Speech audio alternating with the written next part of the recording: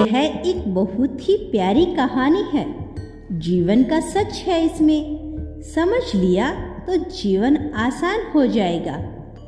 एक आदमी के घर में एक सन्यासी मेहमान आया। वह सन्यासी बहुत से देशों की यात्रा कर चुका था। बातचीत करते करते सन्यासी ने उस आदमी से कहा, क्या तुम छोटी मोटी खेती में लगे रहते हो? साइबेरिया की यात्रा पर जब मैं निकला था तो मैंने देखा वहाँ तो जमीन इतनी है कि लगभग मुफ्त ही मिल जाती है। तुम यह जमीन बेच बाच के यहाँ छोड़ छाड़ के साइबेरिया में क्यों नहीं चले जाते? वहाँ तुम्हें इतनी जमीन के बदले हजारों एकड़ जमीन मिल जाएगी।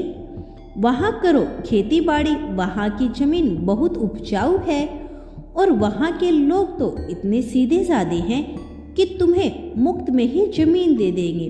बस फिर क्या था, आदमी के मन में लालच आ गया।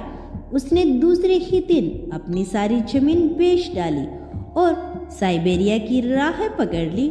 और जब वह साइबेरिया पहुंचा तो उसे सन्यासी की बात एकदम सच्ची लगी।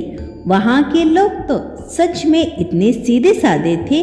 उस आदमी ने साइबेरिया के लोगों से कहा कि मैं यहाँ जमीन खरीदने आया हूँ।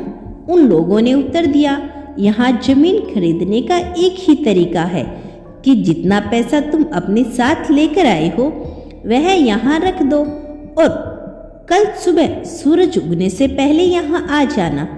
सूरज उगते ही तुम जमीन घेरने के लिए निकल पड़ना और सांझ को सूरज ढलने के साथ तुम यहीं पहुंच जाना जहां से तुमने शुरुआत की है। तुम जितनी जमीन घेर सकते हो घेर लेना। जितना तुम चलते जाओगे उतनी जमीन तुम्हारी होती जाएगी।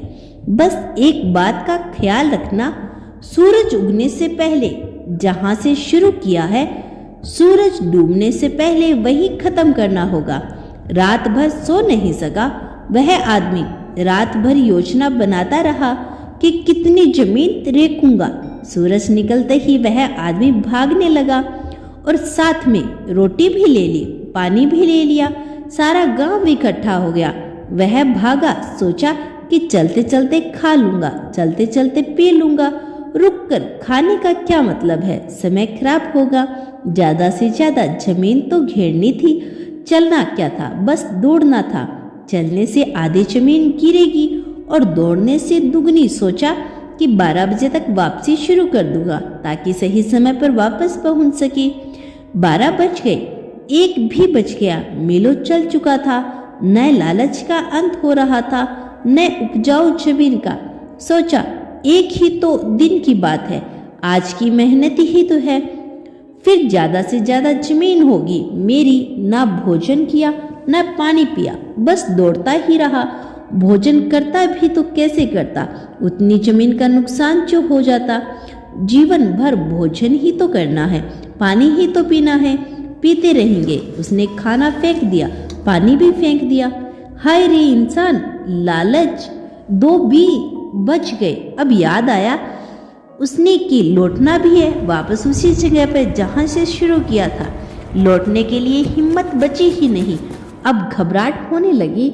सारी ताकत लगा दी वापस लौटने में, पर ताकत खत्म होने के करीब थी। वो हाँप रहा था, घबरा रहा था, सोच रहा था कि पहुंच पाऊंगा या नहीं। सूरज डूबने से पहले वह पागल होकर दौड़ा, सब दांव पर लग दिया। सूरज डूबने लगा। अब गांव की वह रेखा ज्यादा दूर नहीं थी जहां से शुरुआत की थी। गांव के लोग भी दिखाई पड़ रहे थे। वो आवाज लगा रहे थे, उत्साह बढ़ रहे थे।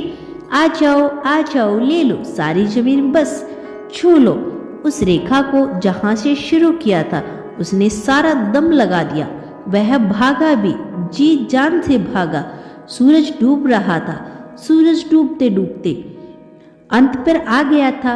दूसरी तरफ वह आदमी रेखा के पास आ गया। कुछ 5-7 गज की दूरी रह गई थी।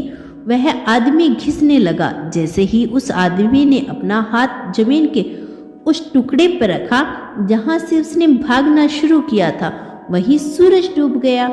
यहाँ सूरज डूबा, वहां से उस आदमी की सांसें डूब गई। शायद दिल का दौरा पड़ गया था। गांव के लोग जोर जोर से हंसने लगे, कहने लगे, यह पागल आदमी न जाने कहाँ से आ जाते हैं, यह आते ही रहेंगे और ऐसे ही मरते रहेंगे। अभी तक ऐसा कोई आदमी नहीं आया जो जमीन घेर कर जमीन का मालिक बन गया हो। सब आते हैं लालच लेकर, सब कुछ दांव पर लगाकर यही खत्म हो जाते हैं। दोस्तों, यह कहानी हमारी कहानी है। हम सबकी जिंदगी की कहानी यही तो है।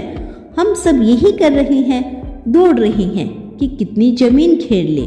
12 भी बज जाते हैं, 2 भी बज जाते हैं, लौटने का समय भी हो जाता है। ना भूख की फिक्र, ना प्यास की फिक्र, जीने का समय ही कहाँ। पहले जमीन ने तो घेर ले, तिजोरी तो भर ले, बैंक में रुपया तो इकट्ठा कर ले, फिर जी लेंगे, फिर बाद में जी लेंगे। पर कोई जी नहीं पाता। जीने के लिए थोड़ी विश्राम चाहिए, जीने के लिए थोड़ा समय चाहिए। जीवन मुफ्त में नहीं मिलता, जीवन को जीने के लिए बोध चाहिए। कितनी प्यारी बात कही है किसी ने। जिंदगी एक पल है जिसमें ना आज है ना कल है। जी लो उसे यह सोचकर कि यह हमारी जिंदगी का सबसे हसीन पल है। फिर मिलेंगे दोस्तों अगली कहानी के साथ। तब तक के लिए आप अपना ख्याल रखना और मुस्कुराते रहना। धन्यवाद।